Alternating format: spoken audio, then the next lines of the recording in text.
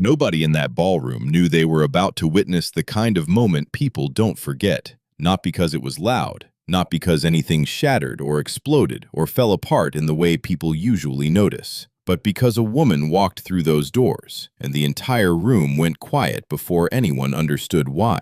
Conversations stopped mid-sentence. Champagne glasses froze halfway to lips. Heads turned, one by one, the way they do when something enters a space and the air itself shifts around it. She wasn't wearing anything flashy, no diamonds dripping from her ears, no designer logo screaming for attention. Just a white, tailored suit, clean and precise, and the kind of posture that doesn't come from a gym. It comes from surviving something and choosing every single morning to stand up straight anyway. Across the room, Madison Cole stood with her phone in her hand, thumb hovering over the play button of a slideshow she had spent 3 weeks building. Old photos, carefully chosen captions, a moment engineered to do what she had always done best, take someone apart in public and call it a joke. She had been waiting for this night for months, but the woman who just walked through that door, she didn't look like someone who needed saving. She looked like someone who stopped waiting for this room's permission to matter a long, long time ago. Here's a question worth sitting with. When we tear someone down, really think about it. Are we trying to erase something in them? Or are we trying to bury something we can't stand to see in ourselves? Madison watched her move through the room, slow, unbothered, like she had already won something nobody else realized was even being contested. And then the woman looked up. Their eyes met. What happens to a person when they've been pushed into the dark long enough? Do they disappear, or do they become something that no one can ever put out again? Stay with this one, because this story does not end the way you think it does. Chicago in October has a particular kind of cold.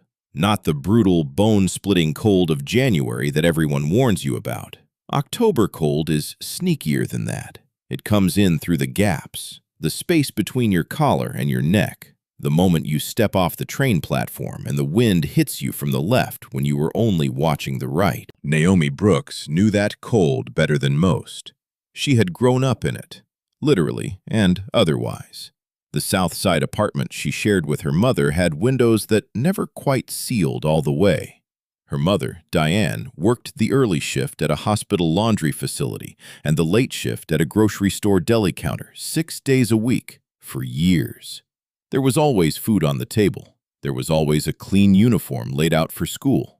But there was rarely anyone home when Naomi got off the bus at 4:15, dropped her backpack by the door, and sat down at the kitchen table to do homework in a quiet that felt less like peace and more like absence. She learned early how to take care of herself, how to fix the things that broke, how to stretch $20 across a week of lunches, how to hold herself together in hallways where people looked through her like she was a smudge on the wall, not worth cleaning up, not worth acknowledging, just there in the way. Westfield Preparatory had been her mother's dream more than hers. The scholarship application had taken them 4 months to complete together. Diane sitting beside her at the kitchen table on her one day off, reading every essay draft out loud, circling words she didn't recognize so they could look them up together. When the acceptance letter came, her mother cried in a way Naomi had never seen before or since, like something she had carried for 20 years had finally been set down. Naomi didn't have the heart to say what she already suspected, that a scholarship could open a door. But it couldn't change what was waiting on the other side. She showed up to Westfield the first day on the city bus, backpack on both shoulders, wearing the nicest outfit she owned. And she understood within the first hour, not from anything anyone said directly, but from the silences, the glances, the way conversations rerouted when she approached, that she was going to have to fight for something she couldn't even fully name yet.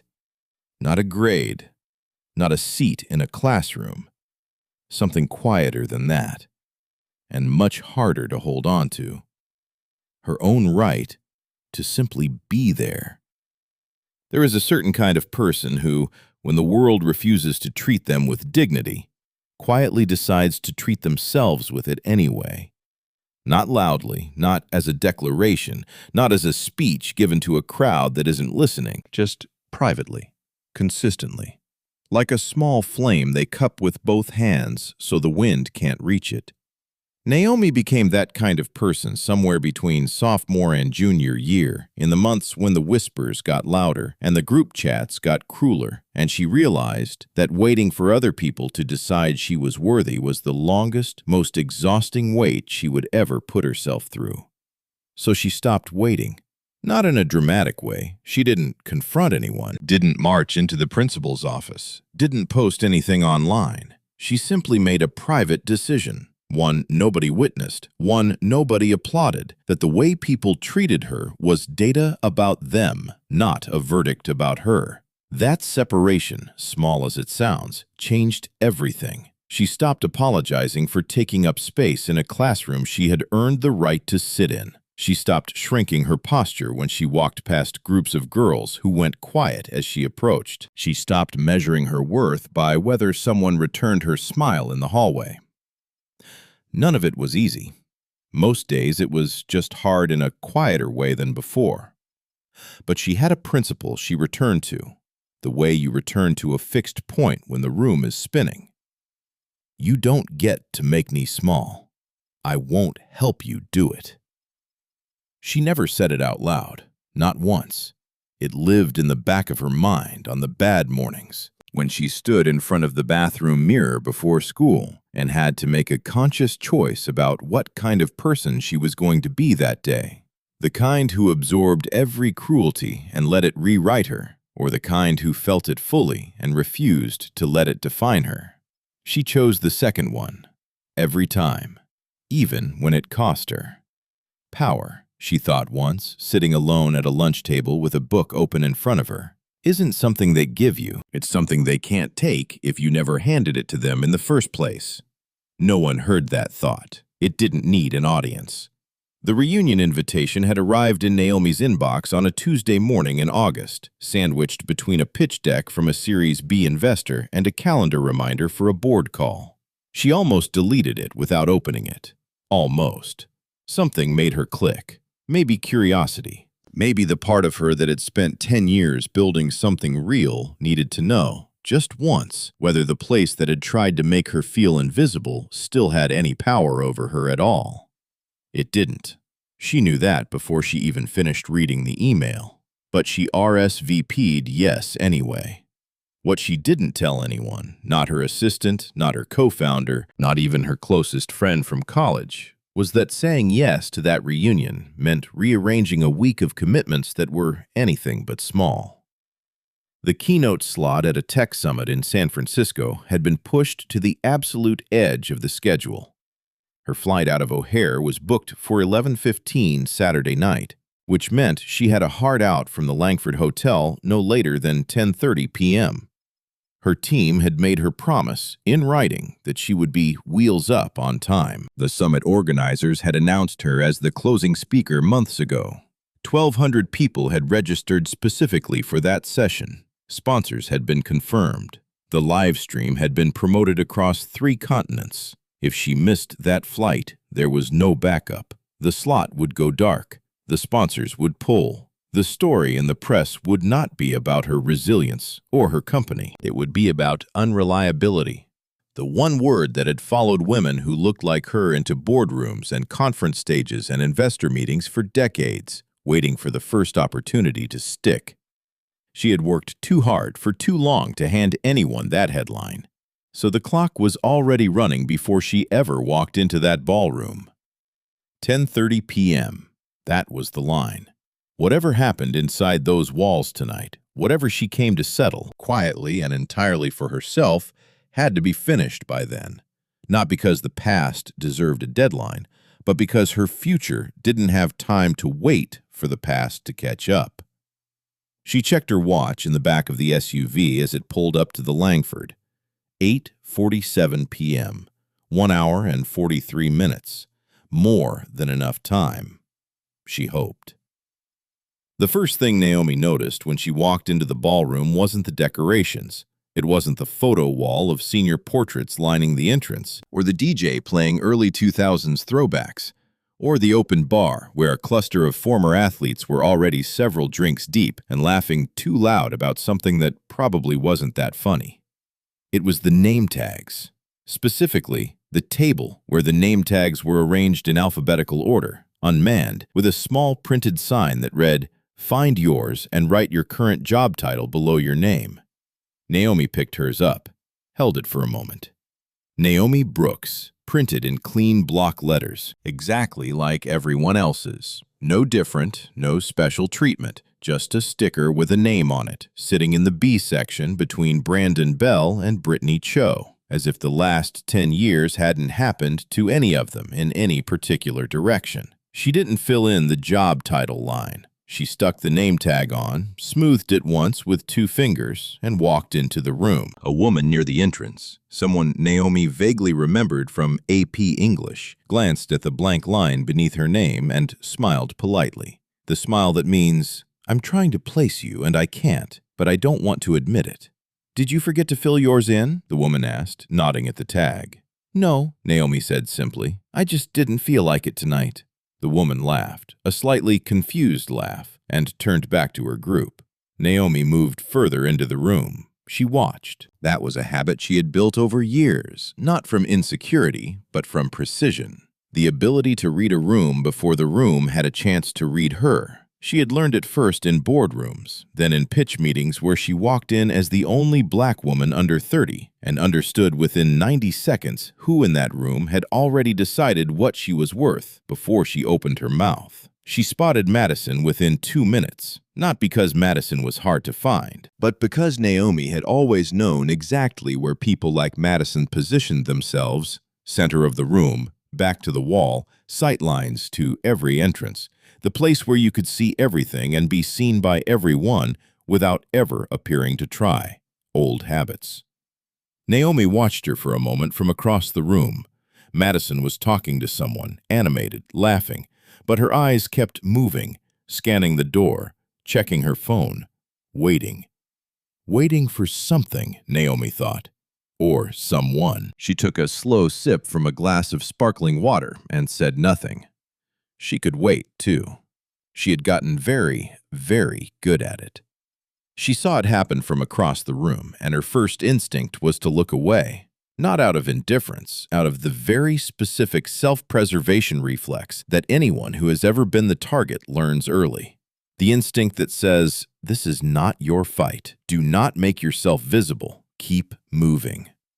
But she didn't look away. A girl. She looked young, maybe a hotel staff member, 19 or 20 at most, was standing near the far edge of the room beside a small service cart. She had knocked something over, a tray of glasses from the sound of it. Nothing catastrophic, the kind of accident that happens when you're tired and underpaid and trying to move too fast in a room full of people who aren't watching where they're standing. The crash drew attention, and Madison's friend, a woman Naomi recognized from high school, the same one who had orchestrated the cruelest parts of junior year with a smile that never reached her eyes, walked over immediately. Not to help. Naomi could tell from 20 feet away that she had not walked over to help.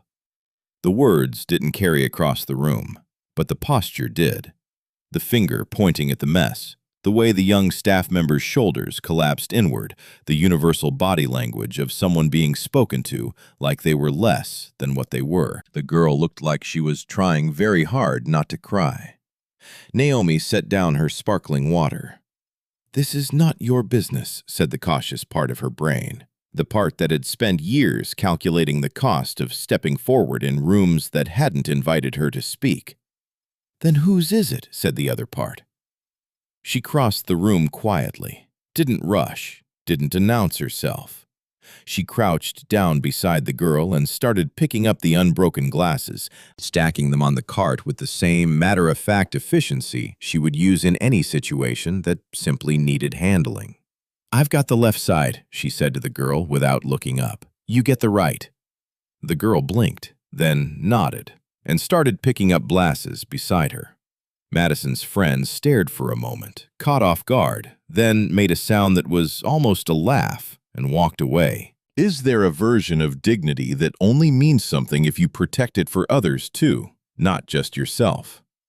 Naomi didn't answer that question out loud. She just kept picking up glasses. She stood near the edge of the room afterward, glass of water back in hand, and let herself think through what she was actually doing here. Not the surface answer, the real one. She hadn't come back to this reunion to make a point. She genuinely believed that, or at least she had believed it when she boarded the flight from Seattle 3 days ago. She had told herself it was closure, the healthy kind, the kind where you return to a place that once had power over you and discover, quietly and without drama, that it doesn't anymore. But watching Madison work the room, the way she moved, the way she touched people's arms when she laughed, the way her eyes kept skating toward the entrance and then back to her phone, Naomi felt something she hadn't fully anticipated. Not anger. She had processed anger a long time ago, in a therapist's office in Seattle with rain hitting the window and a box of tissues on the table between them. This was something more specific than anger. It was the recognition of a pattern, the particular alertness that comes from having survived something and then watching someone else set up the same machinery that once ran over you, pointed now at a new target, or maybe pointed back at you again, and either way, it was the same machine and the same hands operating it. She could leave. That was always an option. She had checked the time twice in the last 10 minutes, 9:14 p.m., and the SUV was already confirmed for 10:15 pickup. She could walk out of this ballroom right now, return to the hotel room she'd booked 2 blocks away, change, and be at O'Hare with time to spare. No confrontation, no risk, no story, just a clean exit from a chapter that was already finished. And yet, the staff girl was still working the far end of the room, moving carefully now, keeping her distance from the center where Madison's group clustered. Her posture hadn't fully recovered. There was still something folded about her shoulders, the residue of being spoken to like that in front of a room full of people who chose collectively to pretend they hadn't noticed. Naomi knew that feeling with a precision that lived in her body, not just her memory. She looked at her watch again, 9:16 p.m. She stayed. The slideshow started at 9:22 p.m. Naomi heard the microphone feedback before she saw the screen. That sharp, piercing squeal that cuts through every conversation in a room simultaneously and makes everyone flinch at once. Then Madison's voice, warm, practiced, the voice of someone who had spent years perfecting the art of sounding spontaneous. Okay, can I get everyone's attention for just a second? The room gathered, the way rooms do when someone with social gravity calls for it, not because anyone was asked formally, but because the architecture of the group had always tilted in Madison's direction, and old habits reassemble quickly at reunions. Naomi didn't move toward the screen. She stayed where she was, near the side wall, and watched. The first few slides were harmless, yearbook photos, group shots from homecoming, the kind of nostalgic content that makes people groan and laugh and point at their own younger faces with the comfortable distance of 10 years. And then Naomi saw it. Her own face, junior year. The photo from the night she had shown up to the rooftop restaurant in a borrowed dress, standing alone at the entrance, checking her phone with an expression that the camera had caught at the exact wrong angle. The precise look of someone who is trying very hard to believe something that is already unraveling. The caption beneath it read, "Still waiting on that date." The laughter started before she had fully processed what she was seeing. Not everyone laughed, but enough did. The particular laughter of people who know something is wrong but have decided, in the half-second it takes to make that choice, that the social cost of not laughing is higher than the cost of going along. Naomi felt the heat rise in her face, and then, very deliberately, very quietly, she let it pass through her. She had 2 options in this moment. She had always had 2 options, in every version of this moment that had ever happened to her. She chose the one that required more courage. She straightened her posture, set down her glass, and walked toward the front of the room. She didn't make it to the front of the room, at least, not the way she intended. She had taken maybe 6 steps when Madison spotted her moving through the crowd and made a decision that, in hindsight, would define the rest of the evening in ways she hadn't calculated. Madison pointed directly at her. "Oh my God, is that... Wait, Everybody, Naomi? Naomi Brooks is here. Everyone. The spotlight, not a real one, but the social equivalent, which is somehow worse, swung onto Naomi instantly. Heads turned, phones came up. The laughter that had started at the slideshow hadn't fully died yet, and now it found a new current to run through. Someone near the back called out, "Did you ever find that date?" More laughter, louder this time. Naomi stopped walking.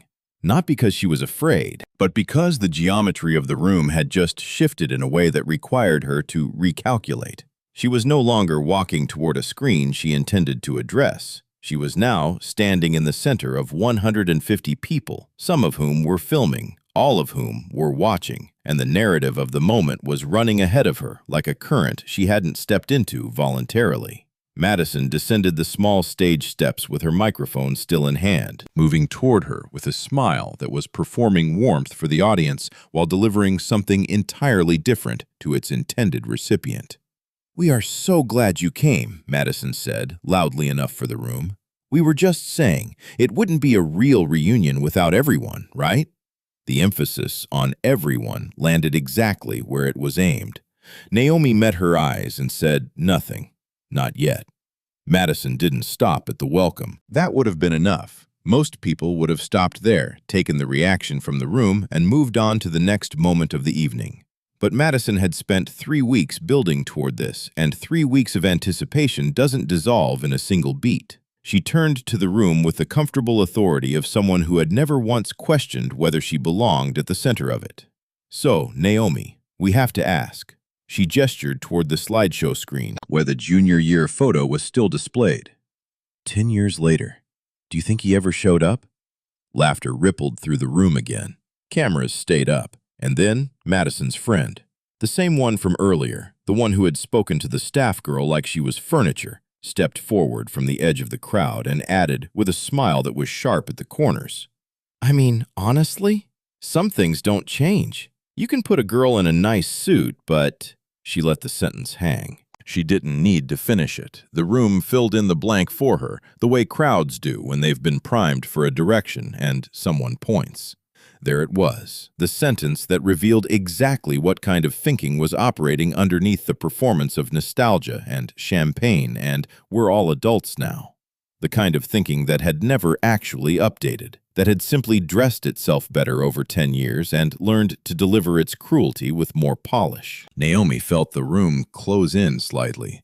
The subtle, physical sensation of being surrounded by people who have collectively decided, consciously or not, that your discomfort is entertainment. She knew this feeling. She had a name for it now, which she hadn't had at 17. She had read enough, built enough, survived enough to understand exactly what was happening and exactly why it was happening and exactly what it said about the people engineering it. But knowing something intellectually and standing inside it physically are two different experiences. Her jaw tightened. Just once, just slightly. And then she looked directly at Madison, not at the crowd, not at the phones, not at the screen still displaying her 17-year-old self standing alone in a borrowed dress. Just at Madison. Calm, level, unbroken. "Are you finished?" she asked quietly. The room went very still. The stillness lasted maybe 4 seconds. Then the system moved in. A man in a black blazer with a Langford Hotel logo on the breast pocket materialized from the side of the room, with the practiced efficiency of someone whose entire job is to prevent moments like this from becoming incidents. He was broad-shouldered, mid-40s, with the particular expression of hotel management, professionally neutral, quietly alert, already assessing. His name tag read, Derek Walsh, Event Operations Manager. He positioned himself beside Naomi with the subtle geometry of someone establishing a boundary without announcing it. "Ma'am," he said, addressing her directly, voice low and carefully modulated. "I think it might be best if we step to the side and—" "I'm fine where I am," Naomi said, quietly, without looking at him. Derek Walsh's expression shifted by approximately 2 millimeters, the professional equivalent of recalibrating. He glanced at Madison, who gave him the small nod of someone accustomed to having rooms managed in her favor. The event organizers have flagged a concern, Derek said, slightly louder now, establishing a public record of his involvement. We want to make sure the evening stays enjoyable for all guests. If there's a dispute, there's no dispute, Naomi said. From where I'm standing, Madison said, stepping in smoothly, microphone still loosely in hand.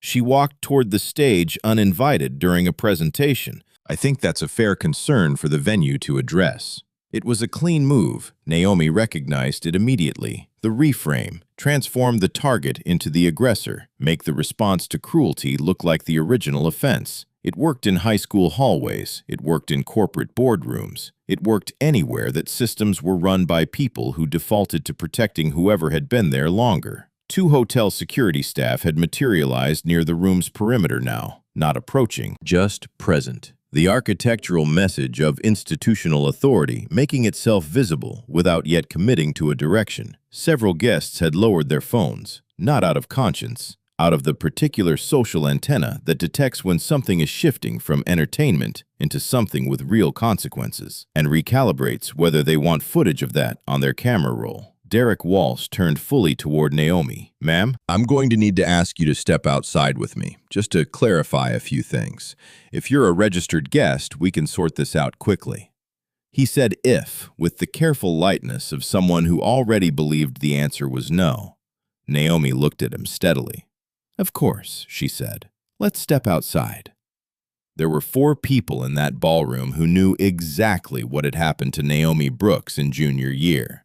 Not the sanitized version. Not the kids can be cruel sometimes version that gets told at parent-teacher conferences and anti-bullying assemblies. The real version. Who planned it? Who executed it? Who photographed it? Who distributed it? And who laughed the longest afterward? One of them was Madison. One of them was the friend who had just finished a sentence she didn't need to complete, and 2 of them were standing near the back of the room right now, watching the scene unfold with the specific stillness of people who understand exactly what they are witnessing and have already made the calculation about whether to speak. Their names were Priya Mehta and Jordan Calloway. They had been peripheral members of Madison's circle, close enough to be included, careful enough to never be the ones who threw the first stone. They had watched. They had stayed quiet. They had told themselves, the way bystanders always do, that silence was neutrality. Priya had her arms crossed tightly across her chest.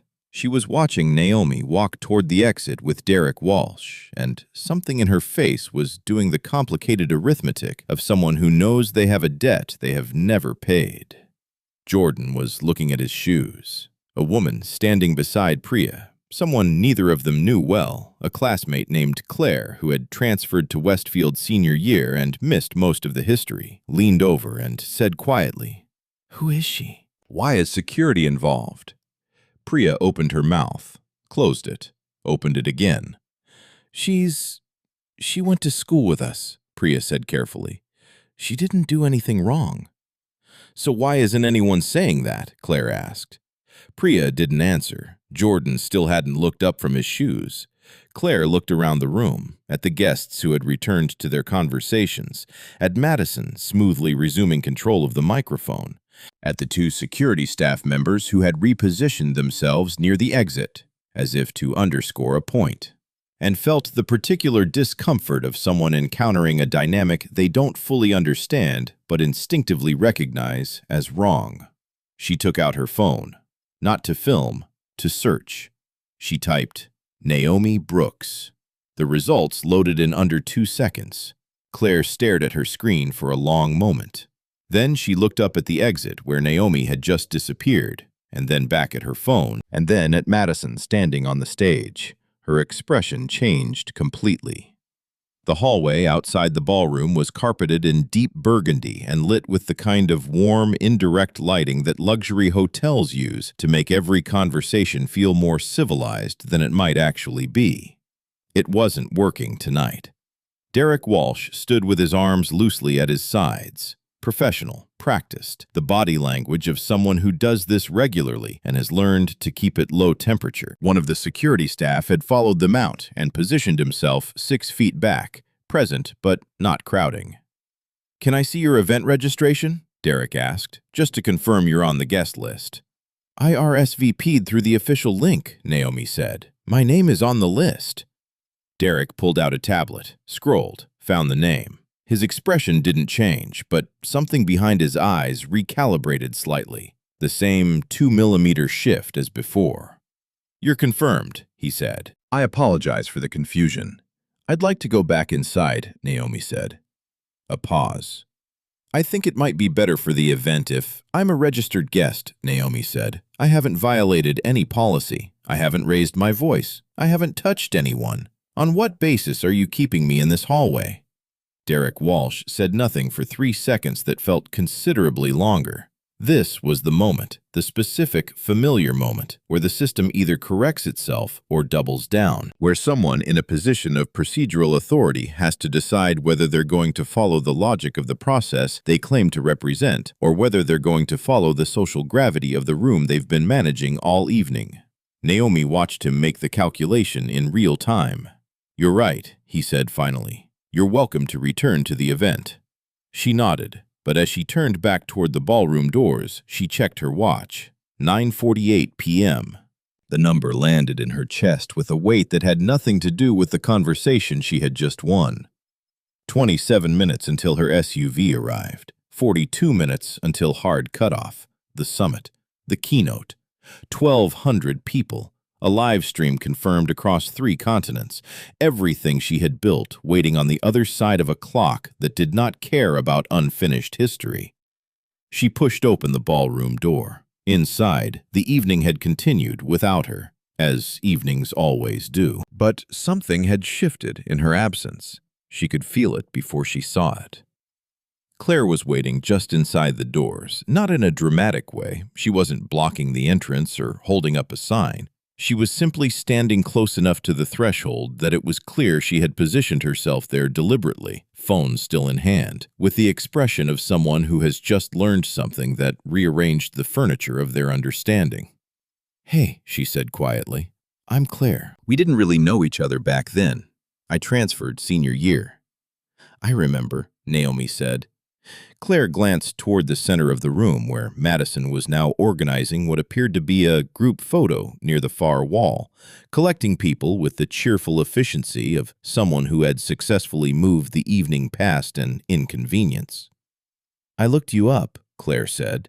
She held up her phone briefly, not to show the screen, just to reference it. I didn't know. I don't think most people in there know. Know what? Naomi asked. Claire looked at her steadily.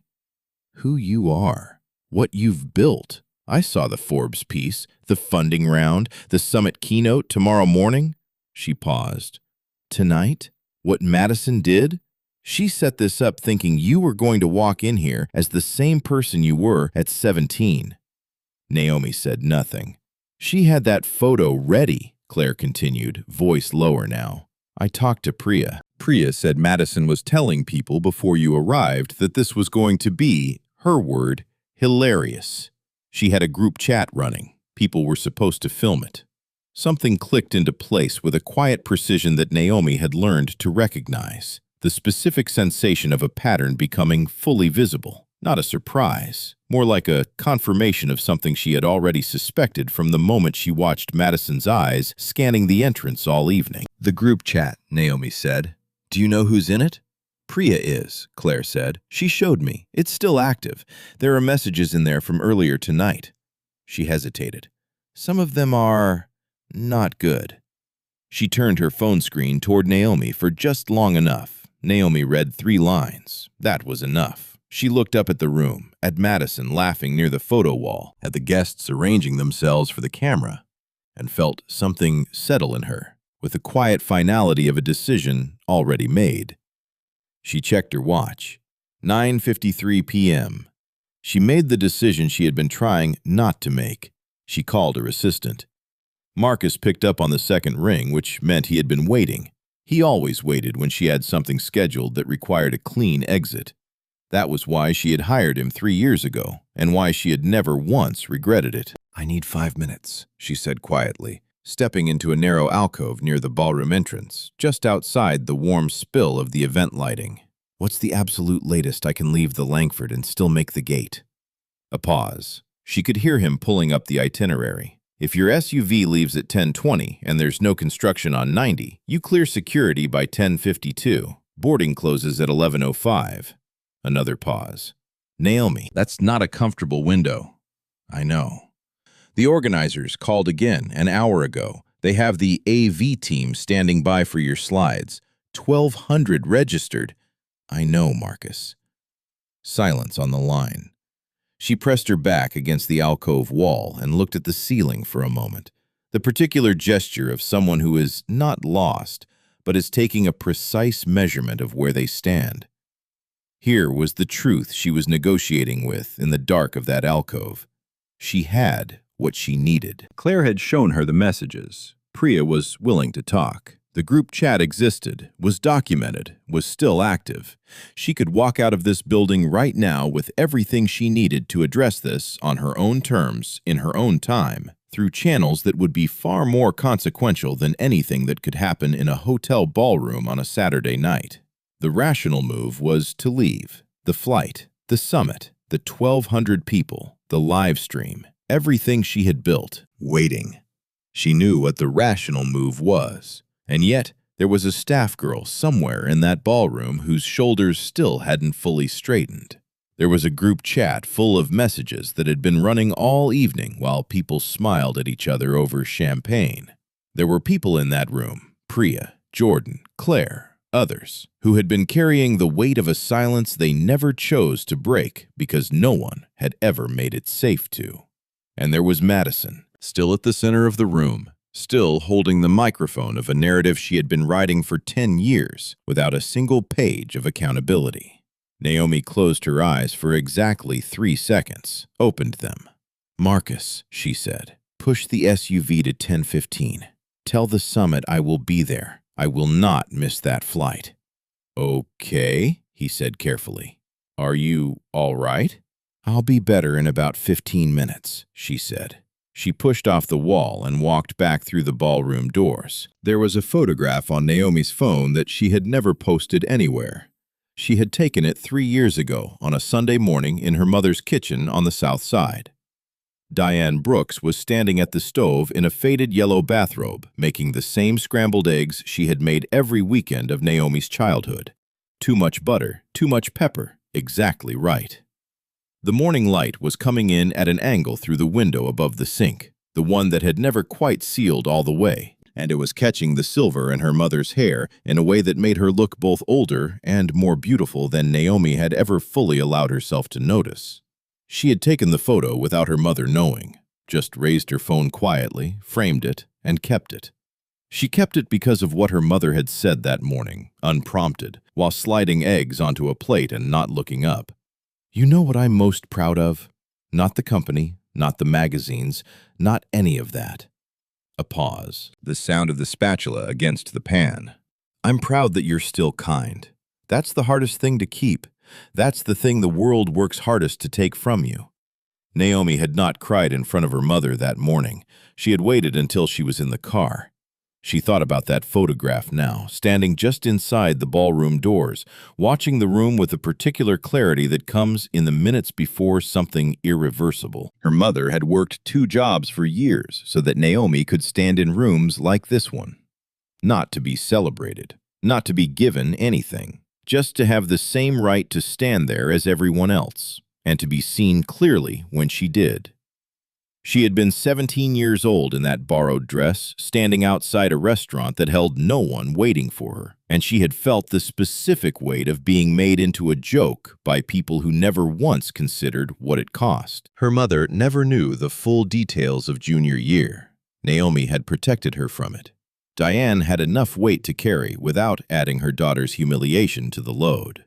But she knew enough. Mothers always know enough. "Keep being kind," she had said, "but don't ever confuse kindness with permission to be treated badly. Those are not the same thing." Naomi straightened her jacket, looked at her watch one final time.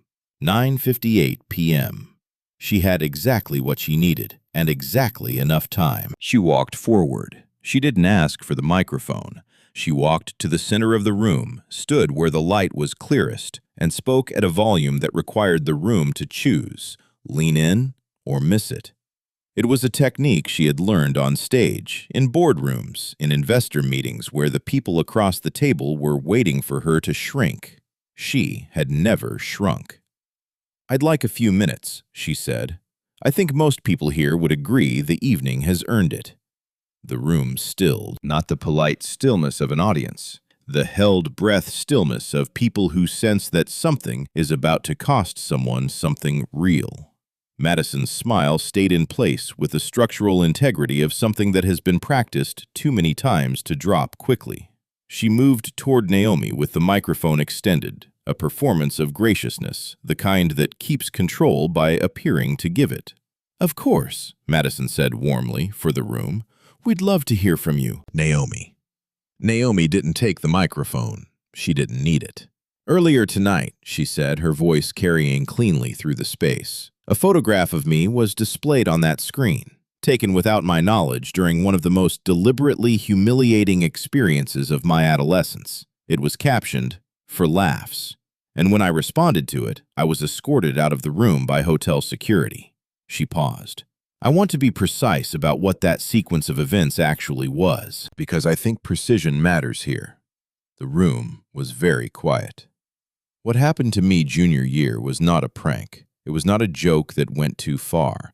It was a coordinated effort, planned in advance, executed with other people's participation, and documented for distribution. Tonight was a second attempt at the same thing, planned in advance, documented in a group chat that has been running since before I walked through those doors this evening." She reached into the inside pocket of her white jacket and withdrew her phone. She opened the screen and held it up, not theatrically, just clearly, the way you hold up evidence when you want people to understand it is real. "Claire," she said.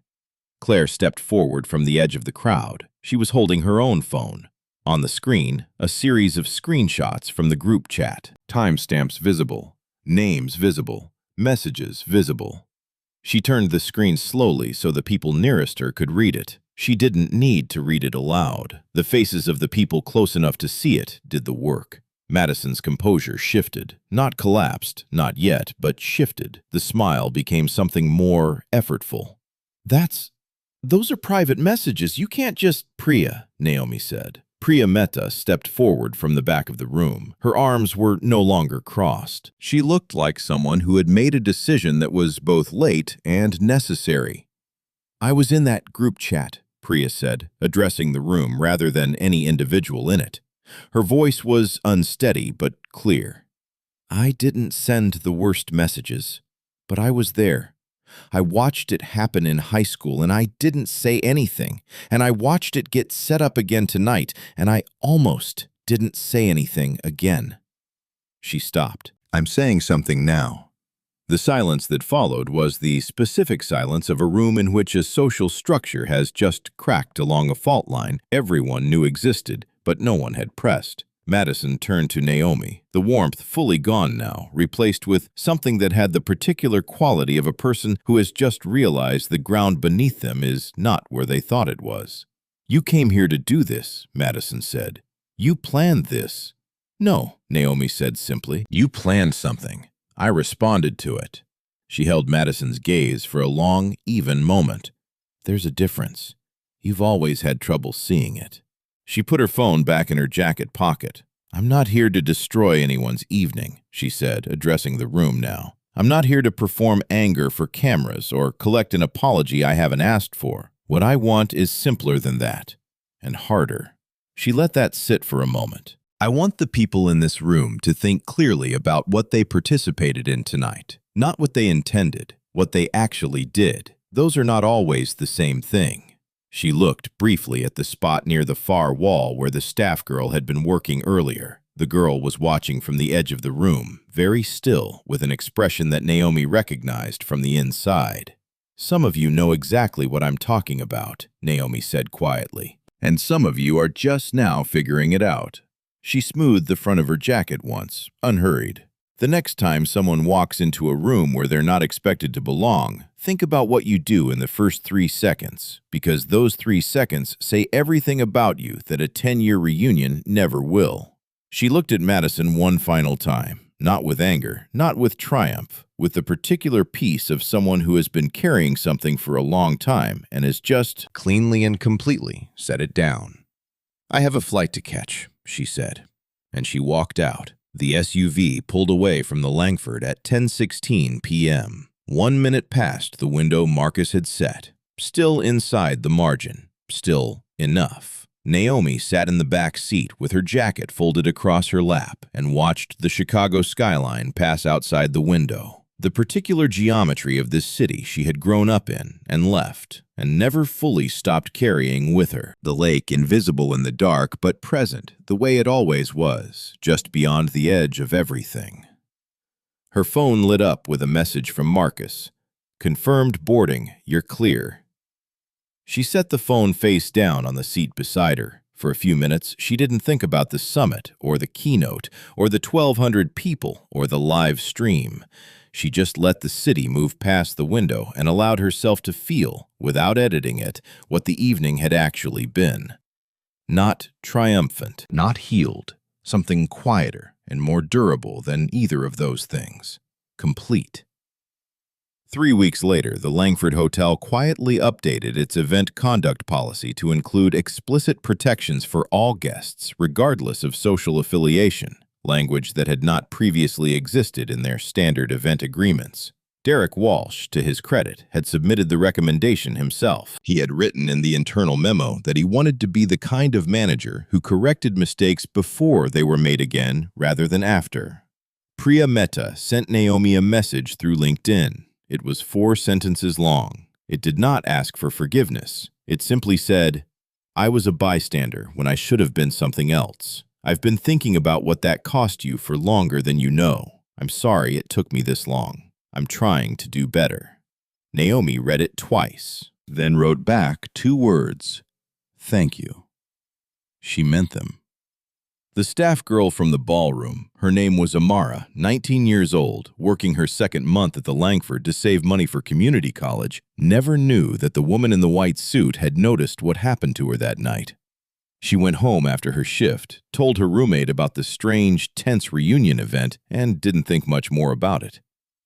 2 months later, she received a notification that an anonymous donor had contributed to a scholarship fund specifically designated for first-generation hospitality and business students at her intended college. The contribution covered 2 full years. She never connected it to that evening. She wasn't supposed to. Naomi's keynote in San Francisco ran 41 minutes. At the end, someone in the audience asked her what she considered the most important thing she had ever learned about resilience. She thought about it for a moment, genuinely, not for effect. "That it isn't about being unbreakable," she said. "It's about knowing, even when everything is breaking, that you were never the problem." The room was quiet for a beat.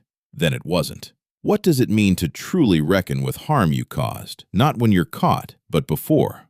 And what do we owe the people we stayed silent around when we had the chance to speak? If this story stayed with you, share it with someone who needs it. And if you've ever been the person waiting alone in a borrowed dress, or the one who finally walked back into the room, tell us below.